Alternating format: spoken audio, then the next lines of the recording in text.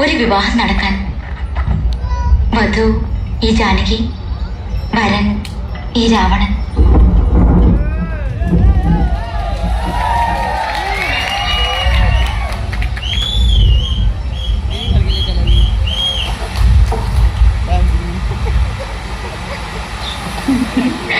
ആത്മീക്ക് പോയിട്ട് പുതിയ editions print ചെയ്തിറക്കുന്ന publisher പോലും കൊടുക്കില്ല അവളോട്.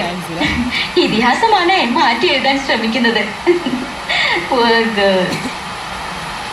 സ്ത്രീജിതനല്ലാത്ത ശ്രീജിതനായ രാവണൻ ലങ്കയ്ക്ക് അലങ്കാരമായ സൗന്ദര്യമായാണ് സീതാദേവിയെ കണ്ടത്. ആരാധിക്കാൻ, പൂജിക്കാൻ ഒരു വിഗ്രഹം. ഇതിഹാസങ്ങളുടെ പുതിയ ഇന്റർപ്രിട്ടേഷൻസ് കുറെ ഉണ്ടായിരുന്നു. പക്ഷെ ആരും രാവണ സീതാ പരിണയം ചിന്തിച്ചിട്ടില്ല.